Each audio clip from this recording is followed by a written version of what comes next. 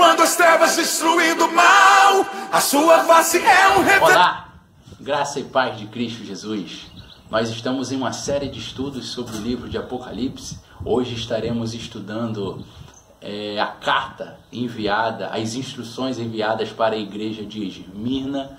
Se você por um acaso não assistiu os vídeos anteriores, é interessante que você assista para uma maior compreensão. Tem muitas informações importantes lá. Vamos orar? Soberano Deus, Pai bendito, pedimos para que o Senhor venha nos iluminar, para que possamos nos aprofundar no conhecimento da Tua revelação, Pai. Fala conosco através do Teu Espírito Santo. Oramos em nome de Jesus Cristo. Amém. Irmãos, o Senhor tem nos abençoado, o Senhor tem nos orientado à luz da sua palavra. O livro de Apocalipse é o livro da esperança, é o livro do encontro do Senhor Jesus com a sua igreja. E tem umas particularidades com cada igreja. Por isso que eu disse que é importante que você venha ler, assistir os vídeos anteriores para que você tenha uma melhor compreensão. Em livros anteriores, em estudos, aulas, apostilas. Se você não tem apostila, solicite que eu irei enviar. Eu falo sobre a igreja universal, a igreja dos cristãos de todas as eras e a igreja local. A igreja de Esmirna, assim como a igreja de Éfeso, foi a igreja que nós estudamos na semana passada, ela possui um endereço. Ela possui um local, ela é uma igreja composta de pessoas reais. Então, esse livro de Apocalipse, ele tem uma linguagem simbólica, mas essas cartas para as igrejas, nós entendemos que é uma revelação do Senhor, e nós aplicamos a todas as igrejas de todos os tempos, de todas as eras. É assim que nós entendemos essa abordagem a essas 7 cartas. 7, nós também já falamos em outro vídeo, que simboliza a totalidade, né? Simboliza o número do Senhor, a totalidade. Então, é obra completa, todas as igrejas. Então, hoje nós estaremos abordando de forma muito especial o livro escrito, a carta enviada à igreja de Esmirna. Se encontra em Apocalipse, capítulo 2, nós já estamos no versículo 8. Estou aqui com a minha xícara de café, que eu ganhei essa semana, da minha igreja maravilhosa, Igreja Batista no Recanto do Sol, dia do pastor. Então estarei aqui degustando um maravilhoso café. E agradeço que Deus esteja abençoando essa congregação, essa igreja do Senhor Jesus.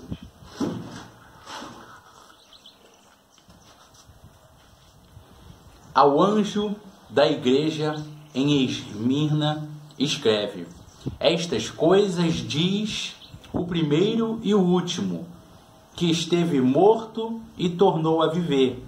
Conheço a tua tribulação e a tua pobreza, mas tu és rico. E a blasfêmia dos que a si mesmos se declaram judeus e não são, sendo antes sinagoga de Satanás. Não temas as coisas que tens de sofrer. Eis que o diabo está para lançar na prisão alguns dentre vós, para ser dispostos à prova, e tereis tribulação de 10 dias. Sê fiel até a morte, e dar-te-ei a coroa da vida. Que o Espírito Santo possa estar nos iluminando para que venhamos aprender e sermos edificados pela palavra do Senhor.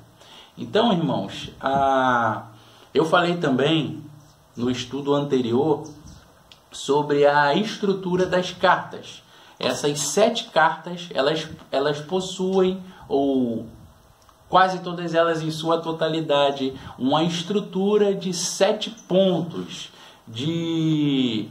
O esboço dela está organizado em 7 partes, em 7 divisões. Nós temos algumas particularidades com a igreja de Esmirna. Nós vamos ver, eu estarei repetindo, nós vamos ver primeiro o destinatário, a apresentação, declaração, a apreciação, a crítica que não tem a essa igreja especificamente, exortação e a recompensa. Então, o esboço das cartas basicamente, em grande parte, está dividida nesses tópicos, nessas 7 divisões. Então nós vamos ver logo no versículo 8, o destinatário, a igreja de Esmirna, o anjo da igreja, a igreja que se encontra na cidade de Esmirna. Nós vamos ver a apresentação de Jesus. Temos uma particularidade também, eu falei em outros vídeos, que Jesus ele se apresenta de forma muito pessoal para cada igreja, conforme a necessidade, conforme o andamento, conforme a igreja Jesus se apresenta e ele se relaciona conforme aquela igreja, trazendo conforto. Declaração de conhecimento, conheço a tua. Esmirna também tem uma particularidade que nós iremos ver. Apreciação, elogio, crítica ela não recebe, exortação e recompensa. Recompensa para aqueles que se mantêm fiéis. Então, Esmirna é uma cidade que se encontrava próximo de Éfeso. Aí, em si, essas igrejas, essas 7 igrejas do livro de Apocalipse, essas 7 cartas que se encontram aqui no livro de Apocalipse, que representam a totalidade das igrejas de todos os tempos. Eu já disse em vídeos anteriores que não eram somente 7 cartas, 7 igrejas que se encontravam na Ásia Menor, hoje atual Turquia. Não era somente 7 igrejas, né? Haviam mais de 10 igrejas, a igreja de Colosso, a igreja de Troade. Então existiam várias outras igrejas. E então a palavra do Senhor ela é enviada para Esmirna, que também era uma potência.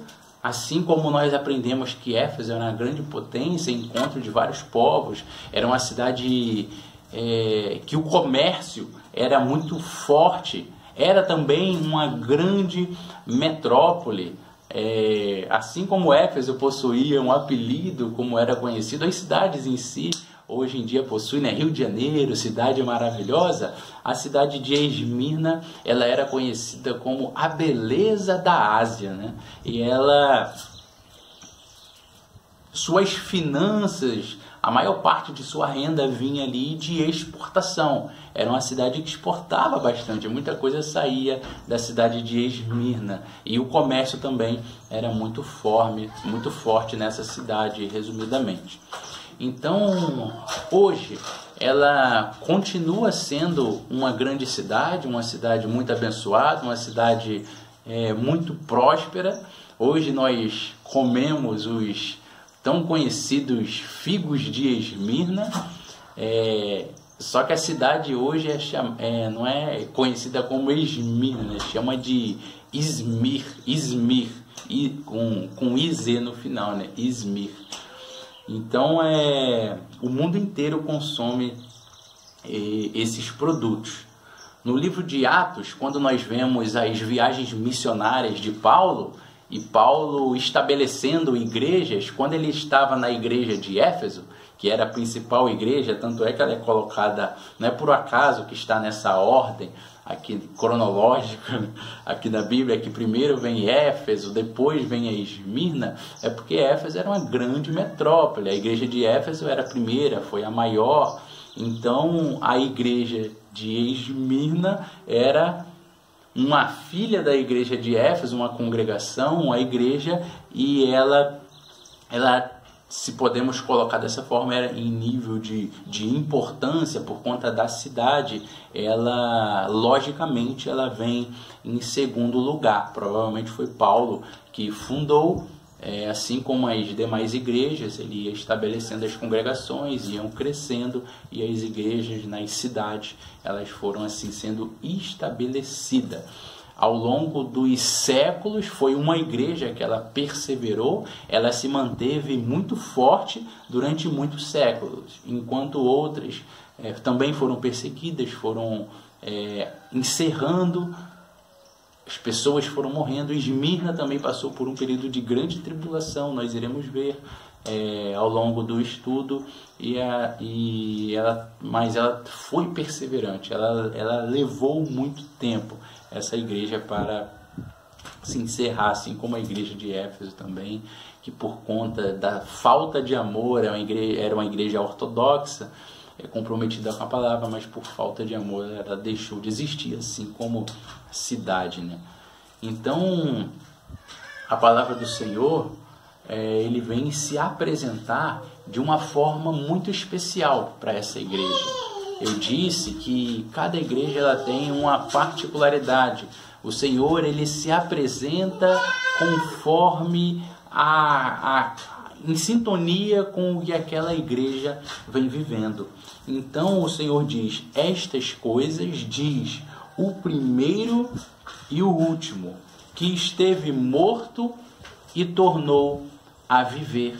Então tem uma relevância essa apresentação. Estas coisas diz o primeiro e o último. Em outras cartas, o Senhor se apresenta: eu conheço as tuas obras, você não faz isso nem aquilo, você se guarda para mim, Então cada igreja tem uma peculiaridade, uma igreja que vivia em pecado, e ele fala que ele tem os olhos como chama de fogo. Então cada igreja, ele se apresenta conforme aquela igreja. E a igreja de Éfeso, ele vem dizer que ele é o primeiro e o último, que ele esteve morto, mas ele tornou a viver. Versículo 9: conheço a tua tribulação e a tua pobreza, mas tu és rico, e a blasfêmia dos que a si mesmo se declaram judeus e não são, sendo antes sinagoga de Satanás. Então, irmãos, a igreja de Esmirna, ela vinha passando por uma grande perseguição. Ela estava sendo muito atribulada. É por isso que essa apresentação de Jesus, ela vai coincidir com a realidade da igreja. E também Jesus, ele aplica sempre uma realidade que ele viveu em seu ministério. Então a igreja de Esmirna, nós vemos literalmente a vida do Senhor Jesus enquanto ele estava ali para ser crucificado. Então Jesus, ele se apresenta dessa forma para essa igreja, e ele também traz consolo para esta igreja.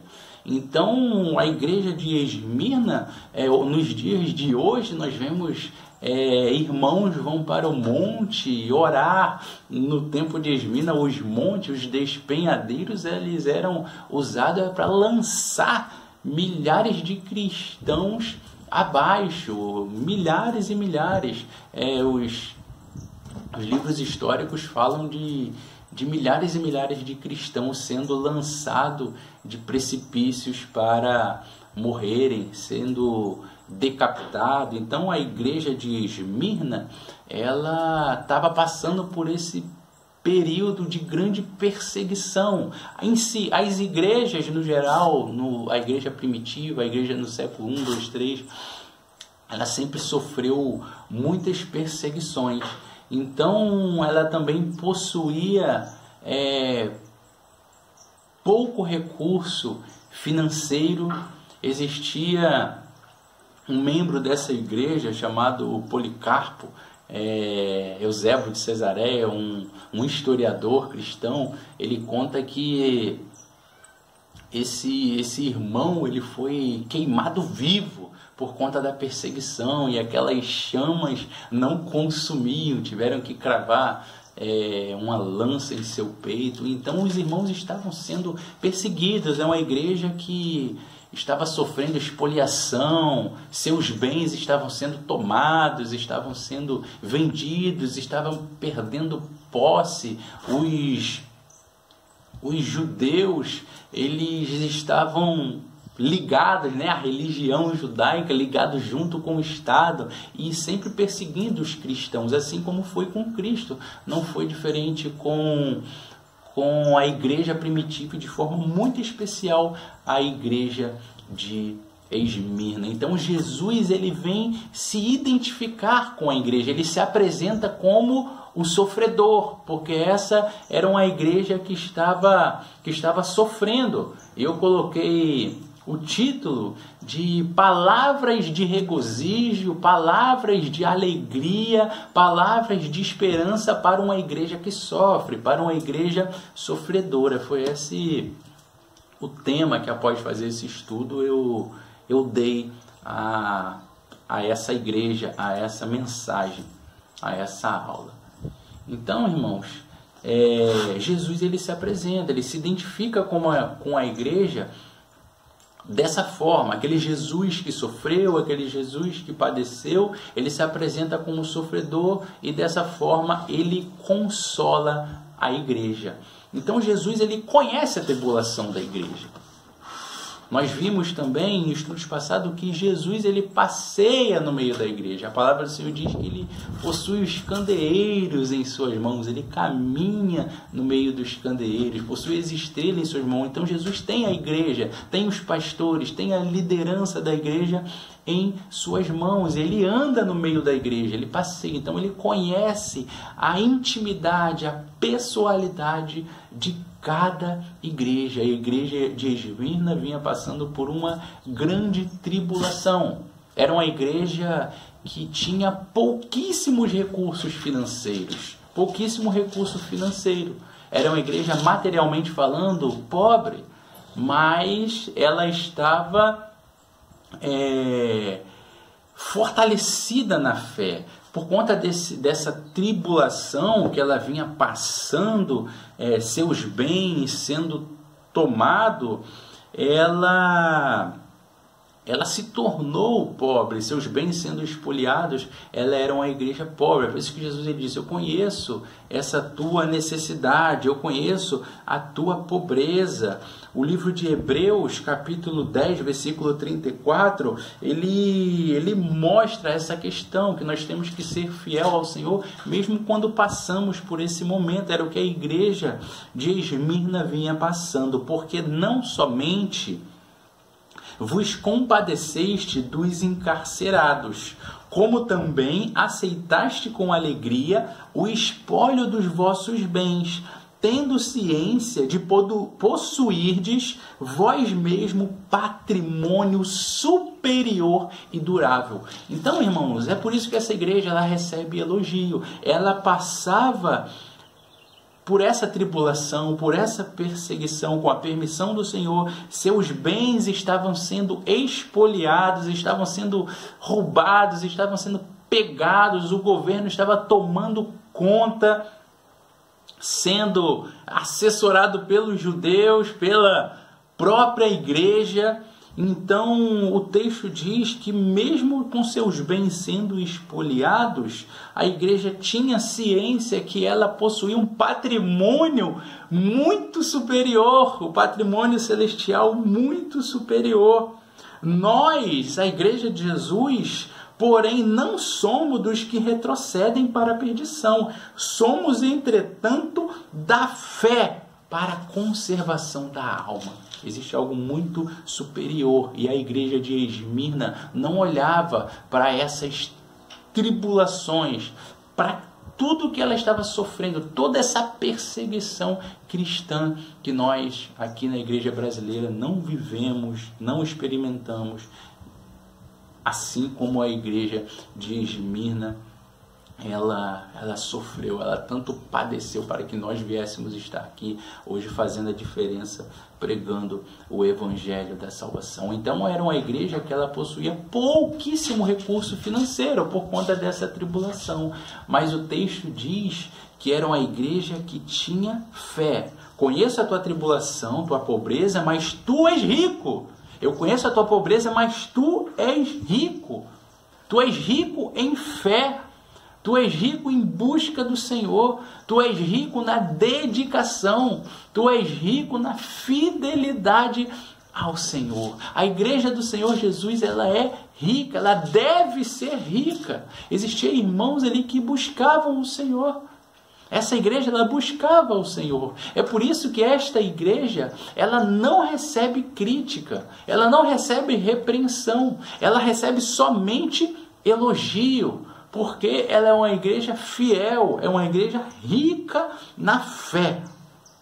E Jesus, ele fala nesse segundo ponto aqui do versículo 9, que ele conhece a blasfêmia dos que a si mesmos se declaram judeus e não são, sendo antissinagoga de Satanás. O evangelho estava crescendo, o cristianismo veio crescendo, século I, século II, século III, século IV, o evangelho vinha crescendo, a religião, o cristianismo de Cristo vinha crescendo. E nós sabemos o quanto que o povo era perseguido pela própria igreja, pelos próprios judeus, os detentores do conhecimento, da palavra de Deus, da Torá, do Antigo Testamento.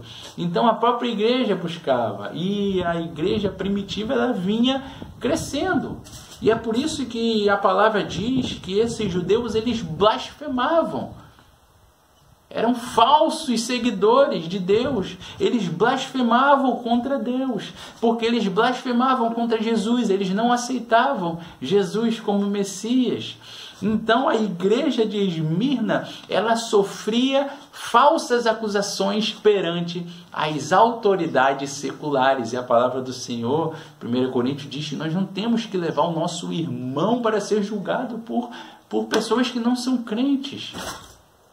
Vemos também isso acontecer muito na igreja de Corinto, um irmão processando o outro para ser julgado por autoridades que não são cristãs. Então o Senhor condena esse tipo de coisa. Então a igreja de Esmirna sofria falsas acusações, seus bens eram espoliados pelo governo, era uma igreja que estava sendo oprimida, porque os judeus eles não aceitavam o cristianismo, não aceitavam a igreja e o crescimento da igreja de Cristo Jesus. Então a igreja ela passa por esse momento de tribulação, mas eu enfatizo que Deus ele é soberano. A igreja ela passa por esse momento de tribulação com a permissão do Senhor. E dentro dessa vontade permissiva do Senhor existe um propósito. Era para que a igreja viesse buscar o Senhor. Nós buscamos o Senhor principalmente quando passamos por esses momentos de dores, de perrengue, de dificuldade, de tristeza. Nós temos essa tendência, o ser humano tem essa tendência de buscar mais o Senhor. Mas essa igreja, ela só recebe elogios. E Pedro, ele vem falar sobre essa busca ao Senhor, aonde na tribulação nós crescemos, na tribulação nós nos alegramos, porque nós buscamos o Senhor. Então, a tribulação, dentro da vontade permissiva do Senhor, ela produz crescimento. Paulo ele também vem falar sobre isso, a igreja de Roma.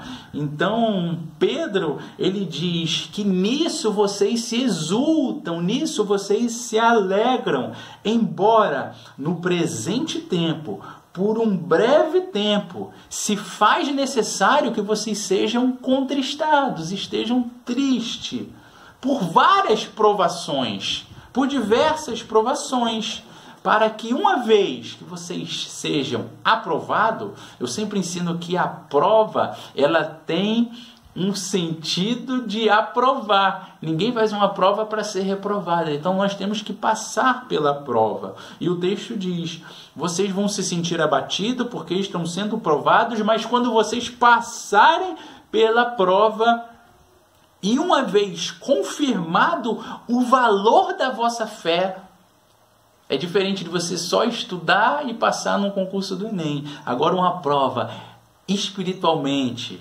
falando, uma prova do Senhor para o crescimento espiritual. Uma vez confirmado o valor da nossa fé, nós passamos, não murmuramos, entendemos, sofremos, mas permanecemos firmes, porque sabemos que o nosso Redentor vive por nossa causa, nos levantará. Foi o que disse Jó, e nós tomamos posse dessa palavra, porque o nosso Redentor, ele vive. Quando for confirmado o valor da vossa fé, muito mais preciosa do que o ouro perecível. A sua fé, meu irmão, é muito mais preciosa do que o ouro, porque o ouro ele é um mineral mineral, ele perece, ele acaba, ele vem da terra, ele volta para a terra, mas a sua fé, ela te conduz ao céu, a sua fé, ela é eterna, mas não a fé na fé, porque a fé na fé, ela não tem fundamento, ela é morta, mas a fé em Cristo Jesus, ele é o autor da fé,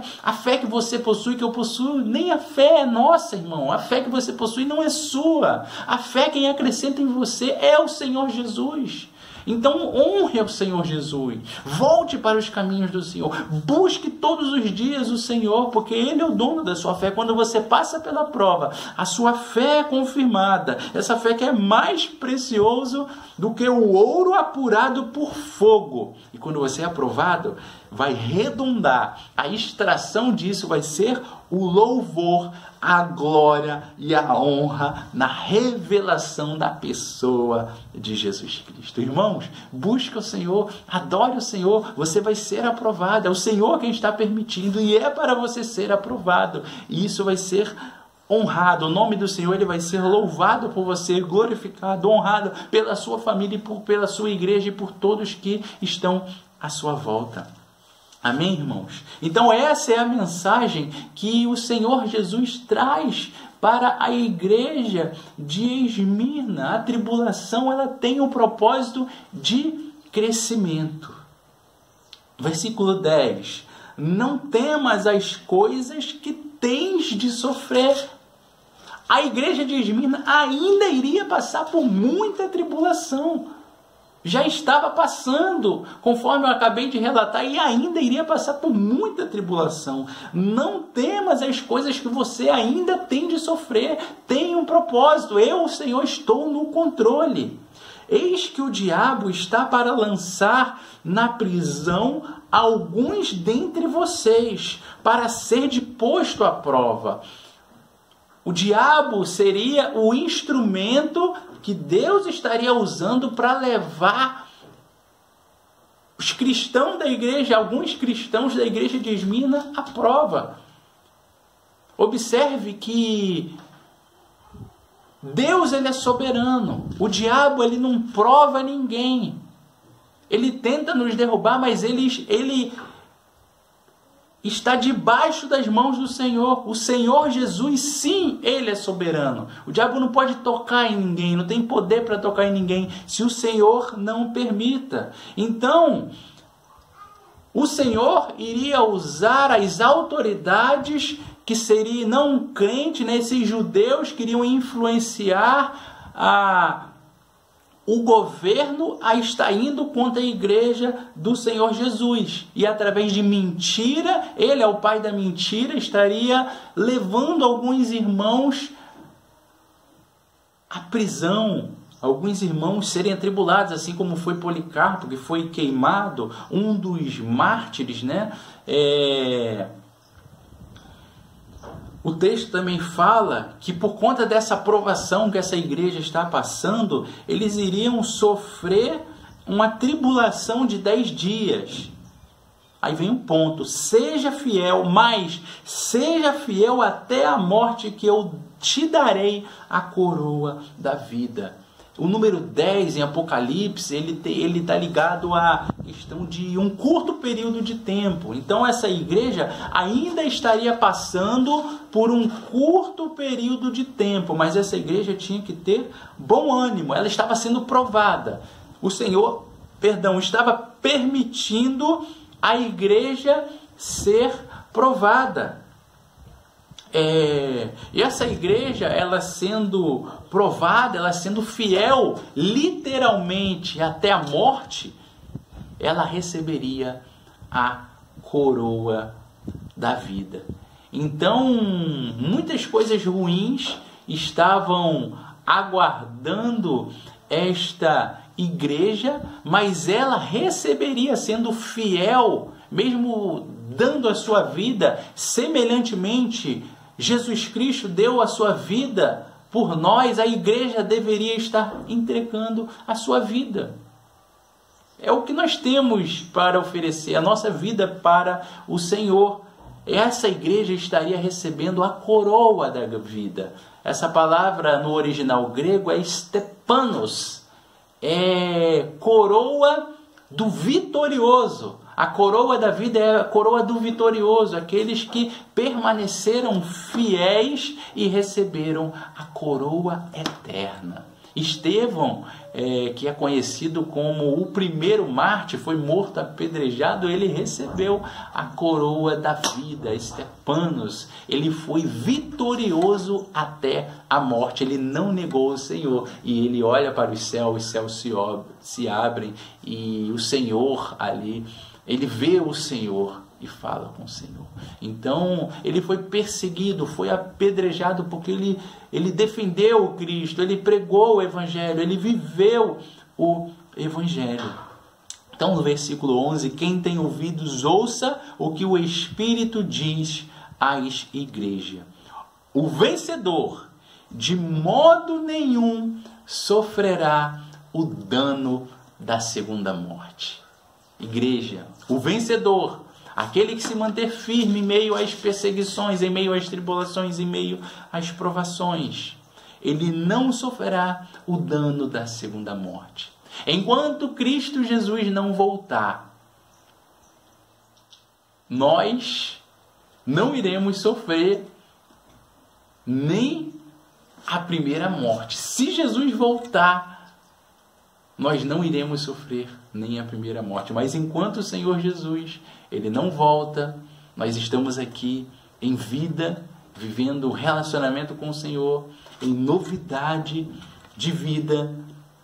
Então, nós não passaremos nem da primeira morte. Mas se por um acaso o Senhor nos chamar e nós morrermos, seja qual for o motivo, antes de Cristo Jesus voltar, nós que permanecemos no Senhor, nós que servimos ao Senhor Jesus, nós iremos passar pela primeira morte.